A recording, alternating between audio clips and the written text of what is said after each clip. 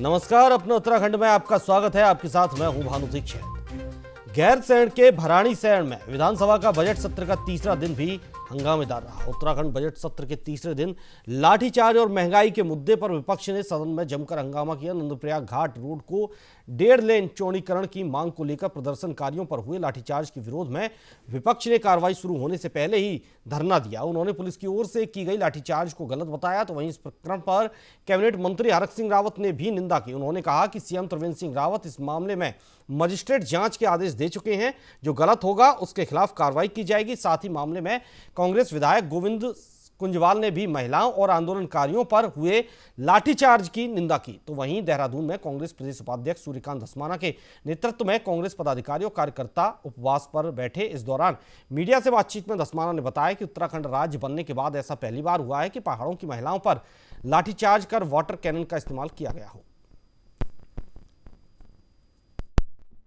सड़क की चौड़ीकरण का मांग लोगों की थी, जिस पर आज 90 दिन से ज़्यादा हो गए हैं लोग धरने पर बैठे थे।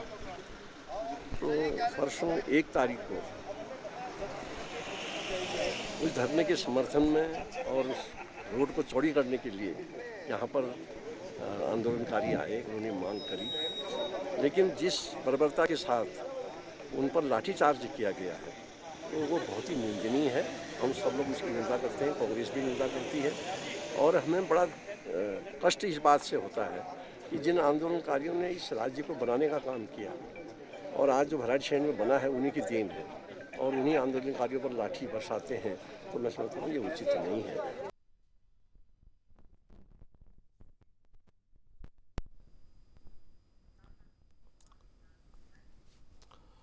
और इस वक्त हमारे संवाददाता देहरादून से सीधे हमारे साथ जुड़े हुए हैं विशाल गर्ग। विशाल, पहली बार उत्तराखंड के इतिहास में महिलाओं पर लाठियां बरसाई गई, उनके ऊपर वाटर कैनन छोड़ा गया, जिसको लेकर अब बजट सत्र जो है वो हंगामेदार हो गया है। क्या कुछ रहा आज के बजट सत्र में, किस तरह का वहां हंगामा देखने को मिला?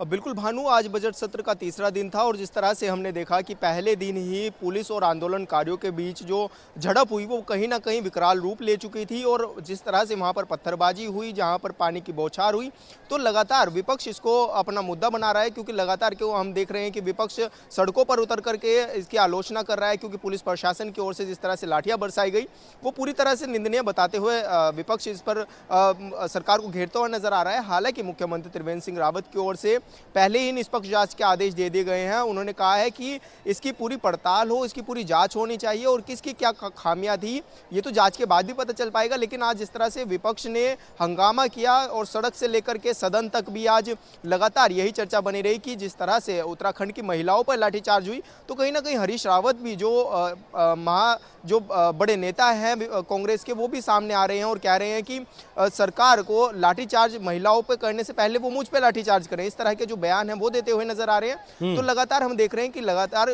जो सरकार की ओर से है इसका कहा जा रहा है कि इसकी पूरी जांच होनी चाहिए। तो हम देख पा रहे हैं कि आज भी तीसरा दिन भी काफी हंगामेदार रहा है। भानु, विशाल, जांच की बात आखिर क्यों कही जा रही है? क्या सरकार के बिना सरकार की अनुमति के पुलिस ने लाठीचार्ज कर दिया था? क्या सरकार को इस बात का कोई संज्ञान ही नहीं है? क्या गृह मंत्रालय अगर मुख्यमंत्री के पास है तो क्या वो ये बात जानते ही नहीं है कि उनकी पुलिस ने किस तरह से लाठियां बरसाई, किस तरह से वाटर कैनन चलाया गया, किस तरह से महिलाओं पर लाठियां भाजी गई? बिल्कुल भानु, क्योंकि जिस तरह से ये घटना ने पूरा रूप लिया तो कहा जा रहा था, हालांकि पुलिस प्रशासन की ओर से लगातार ये कहा जा रहा है कि पहले आंदोलनकारी जो है वो बैरिकेडिंग तोड़ने की कोशिश कर रही थी, उनको जब रोका जा रहा था तो उन्होंने पत्थरबाजी कर दी। लेकिन वहीं अगर हम आंदोलनकारियों की बात करें तो उनका कहना साफ तौर से ये है कि पुलिस ने पहले पानी की बौछार की, उसके बाद उन्होंने लाठीचार्ज की, जिसके बाद उनको पथराव करना पड़ा अपनी स्थिति को मजबूत रखने के लिए, क्योंकि अपने जो बातें हैं वो सरकार से कहना चाहते हैं। हालांकि उनके पास पहले से परमिशन थी कि वो आंदोलन करेंगे, घेराव करेंगे, लेकिन जिसके बाद जिस तरह से हमने पूरा मंजर देखा कि एक ओर से लाठियां चली और दूसरी ओर से पथराव हुआ, तो कहीं ना कहीं दुर्भाग्यपूर्ण था। और हालांकि जिस तरह से एसपी चमोली भी कहते हुए नजर आ रहे हैं कि मीडिया भी इसमें दुष्प्रचार कर रहा है, लेकिन ऐसा नहीं है कि जो सच्चाई है वो दिखाया गया है मीडिया के द्वारा भी। और लगातार मुख्यमंत्री त्रिवेंद्र सिंह रावत को भी जिस तरह से सरकार को प्रशासन की ओर से बताया गया है कि कहीं ना कहीं आंदोलनकारियों ने पहल की, तो उसको लेकर भी कहीं ना कहीं मुख्यमंत्री त्रिवेंद्र सिंह रावत ने एक जो बात है वो कही है कि पहले इस पर मजिस्ट्रेट जांच होनी चाहिए, क्योंकि क्या कुछ रहा, क्यों इतना विकराल रूप ले लिया कि आंदोलनकारियों के और पुलिस की इतनी बड़ी झड़प हो गई, काफ़ी बड़ी मात्रा में वहाँ पर लोगों को चोट आ गई। तो उसके लिहाज से भी कहीं ना कहीं ये देखा जा रहा है और इसी के लिए कहीं ना कहीं ये जो जाँच है वो सौंपी गई है मजिस्ट्रेट को। भानु जी बिल्कुल, बहुत बहुत शुक्रिया विशाल आपका तमाम जानकारी के लिए, तमाम अपडेट्स देने के लिए।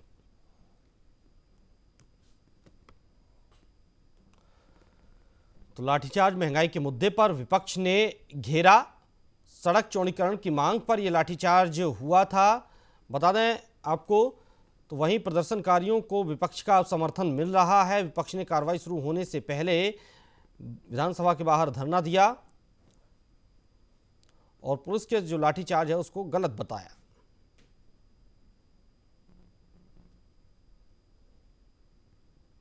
महाकुंभ में सबसे पहली पेशवाई निरंजनी अखाड़े की ओर से निकाली गई। तो वहीं सुबह मुख्यमंत्री त्रिवेंद्र सिंह रावत निरंजनी अखाड़े की पेशवाई में पहुंचे, जहां पर उन्होंने साधु संतों का स्वागत किया। अखिल भारतीय अखाड़ा परिषद के राष्ट्रीय अध्यक्ष महंत नरेंद्र गिरी और निरंजनी अखाड़े के सचिव और मनसा देवी ट्रस्ट के अध्यक्ष महेंद्र रविंदर पुरी ने मुख्यमंत्री का फूलमाला पहनाकर स्वागत किया। इस दौरान मुख्यमंत्री त्रिवेंद्र सिंह रावत ने कहा कि वे संतों का आशीर्वाद लेने के लिए निरंजनी अखाड़े की पेशवाई में पहुंचे हैं। इस भव्य पेशवाई में भारतीय सनातन संस्कृति के अनेक रूप देखने को मिले। नागा सन्यासी जहां ढोल दमाऊ बजाते हुए चल रहे थे, तो महाराष्ट्र, उत्तराखंड, दिल्ली समेत कई राज्यों से आए बैंडबाजों ने माहौल को पूरी तरह आध्यात्मिक बना दिया।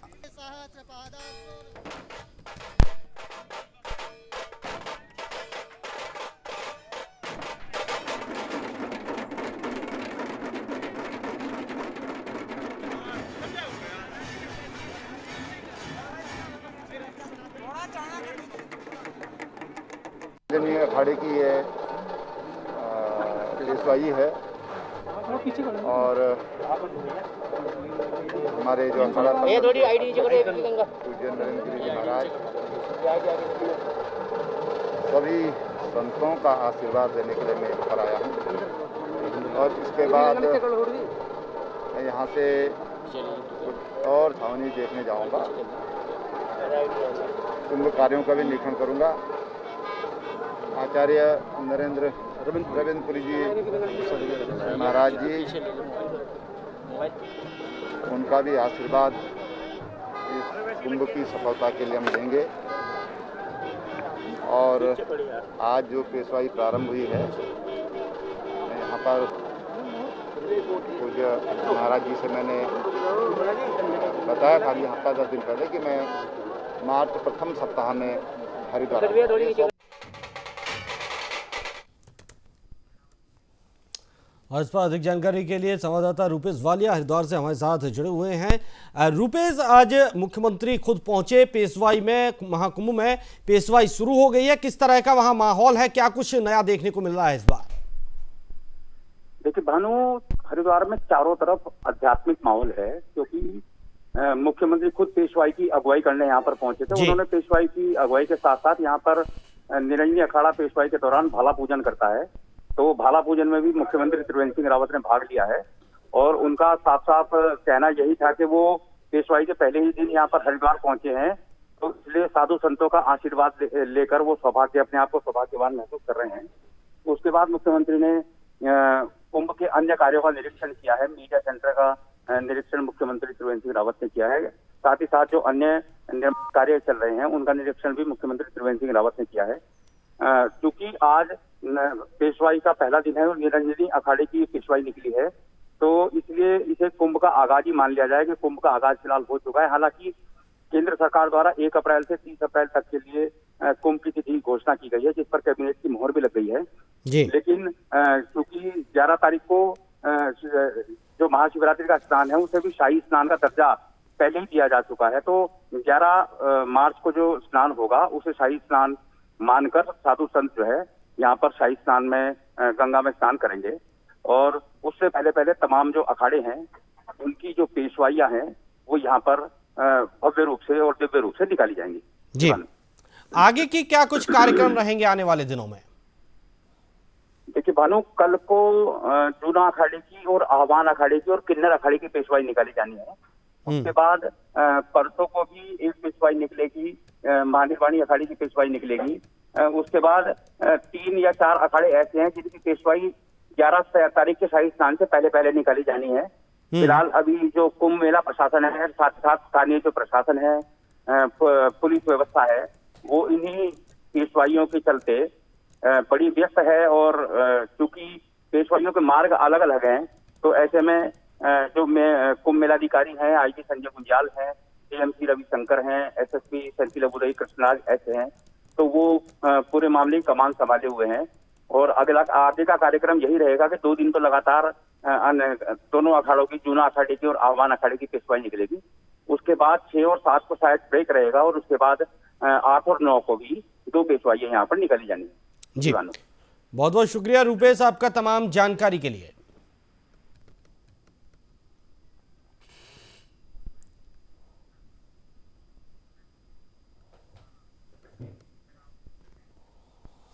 उत्तराखंड में समान कार्य समान वेतन के साथ ही विभिन्न मांगों को लेकर उपनल कर्मचारियों का आंदोलन खत्म होने का नाम ही नहीं ले रहा है। उपनल कर्मचारी महासंघ के पदाधिकारियों की उपनल प्रबंधन के साथ हुई वार्ता में भी कोई हल नहीं निकल सका, तो वहीं कर्मचारी मुख्यमंत्री से वार्ता को लेकर अड़े हुए हैं। बता दें कि मंगलवार को उपनल कर्मचारी महासंघ के पदाधिकारियों को उपनल के प्रबंध निदेशक ने वार्ता के लिए बुलाया था, जिसमें उन्होंने कहा कि उपनल कर्मचारियों की मांगों को लेकर कमेटी का गठन किया जाएगा और 1 महीने के भीतर कमेटी अपनी रिपोर्ट को प्रशासन के सामने रखेगी। लेकिन उपनल कर्मचारी महासंघ ने स्पष्ट किया कि शासन उन्हें वार्ता के लिए बुलाए और लिखित आश्वासन दे। ऐसे में महासंघ के प्रदेश महामंत्री हेमंत सिंह रावत का कहना है कि जब तक शासन उनकी बातों को नहीं मानता, तब तक ये आंदोलन ऐसे ही जारी रहेगा।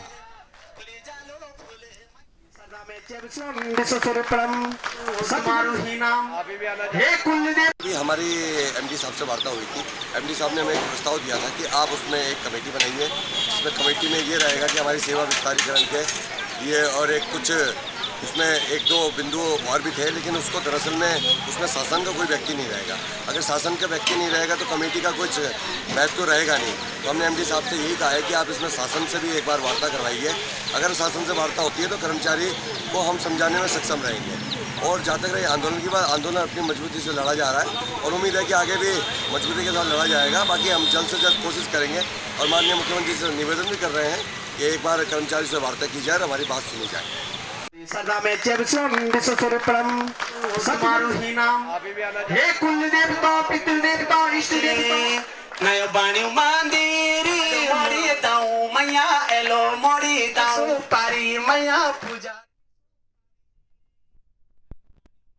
प्रवक्ता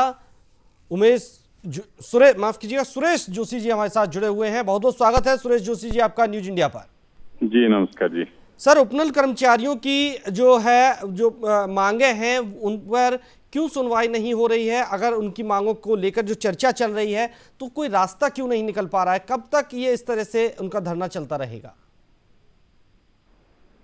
देखिए, सरकार अपनी तरफ से पूरा प्रयास कर रही है कि कैसे उपनल कर्मचारी या संविदा के कर्मचारी, जो भी कर्मचारी इस तरह के प्रदेश में हैं, इनके मामले निपटाए जाएं। और इसके लिए हम लोग तो जब सरकार में आए थे शुरू में ही हमने एक मंत्रिमंडली इसमें वो की थी, कैबिनेट की एक कमेटी बनाई थी। तब से लेकर के कुछ पुराने जो पेंडिंग से मामले थे, जैसे जलस्थान के, जल निगम के, ऐसे कई मैटर्स थे, उनको हमने सॉल्व भी किया था जी। अब ये जो उपनल का मामला है, इसमें देखो जो सबसे बड़ी दिक्कत है कि एक तो कुछ मामले इनके अलग अलग ग्रुप्स के न्यायालयों में भी अभी विचाराधीन है।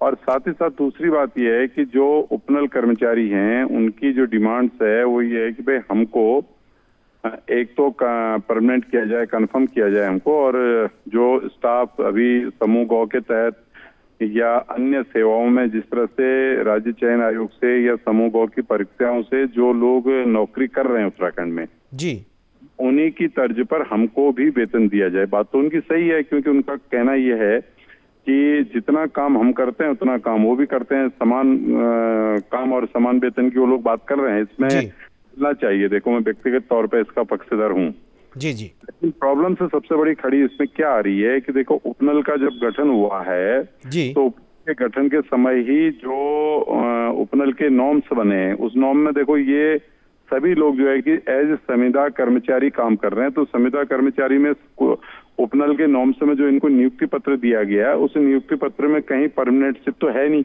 जी। पहली प्रॉब्लम तो ये है। ठीक है। और दूसरा क्या है कि समय समय पर देखो हमारी सरकार ने, जैसे पहले हम लोगों ने 9,000, 8,000, 9,000 में उपनल में शुरू में भर्तियां की थी, लेकिन आज 20,000, 22,000 तक तो वेतन मिल रहा है इनको। जी जी। लेकिन अब इसमें जो सबसे बड़ी अड़चन ये आ रही है कि भाई जिस तरह से उत्तराखंड सरकार के अन्य कर्मचारी हैं, समूह गौर के कर्मचारी हैं या परमानेंट जो राज्य चयन आयोग से जो लोग आए हैं, उन कर्मचारियों की श्रेणी में उपनल के कर्मचारियों को कैसे लिया जाए, वो एक दिक्कत है। अच्छा, उसमें दिक्कत दूसरी ये भी है, अगर सरकार इनको ले भी लेती है, पहले तो उसमें वित्तीय व्यवस्थाएं देखनी पड़ेंगी कि भाई हमारे पास है नहीं है, हम कर सकते हैं नहीं कर सकते हैं।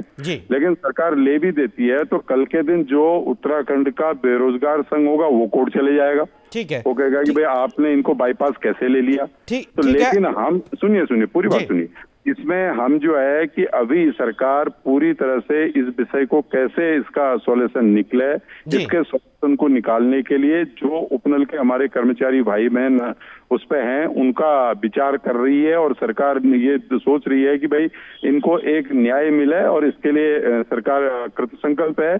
मेरा इन सभी आपके टेलीविजन के माध्यम से, टीवी के माध्यम से एक निवेदन है कि भाई इनको इस प्रदेश के हित में अपनी मांगों को जो है कि मनवाने के लिए इन्होंने बातें रखी, सही है, लेकिन अपने अनशन को समाप्त करना चाहिए। ठीक है। सुरेश जोशी जी, हमारे साथ खुद हेमंत सिंह रावत जुड़ गए हैं, जो कि प्रदेश महामंत्री हैं उपनल कर्मचारी महासंघ के। जी हेमंत सिंह रावत जी, कहां दिक्कत आ रही है? सरकार कह रही है हम उनकी मांगे सुन रहे हैं, उनकी मांगे कहीं तक जायज हैं, लेकिन अगर आप जो परमानेंट करने की बात कर रहे हैं, ऐसा कहीं लिखित में आपको दिया तो नहीं गया था? फिर दिक्कत कहां आ रही है? नहीं, दिक्कत कहीं नहीं आ रही। पहले तो मैं आपको, आपके चैनल को माध्यम से आपको धन्यवाद करना चाहता हूँ, जितने भी पैनल में सदस्य हैं। जी, मेरे साथ प्रदेश प्रवक्ता जुड़े हुए हैं, सुरेश जोशी जी बीजेपी के प्रदेश प्रवक्ता हैं। मैं उनको प्रणाम भी करता हूँ, हमारे बड़े हैं, आदरणीय हैं, और उनकी बात का हम टाल नहीं सकते। बस उन्होंने एक चीज मैं माफी चाह के कहूंगा, ये जो चीज कही जा रही है कि हमारे पास लिखित में नहीं था कि हमें परमानेंट किया जाएगा, संविदा नहीं था, या हमें ये नहीं कहा गया कि कभी आपको नौकरी दी जाएगी, ये बात पुरानी हो चुकी है सर। ये 2018 के माननीय हाईकोर्ट के आदेश के बाद ये बातें, इसको कहने का कोई स्थिति नहीं है कि आपके पास क्या था क्या नहीं था।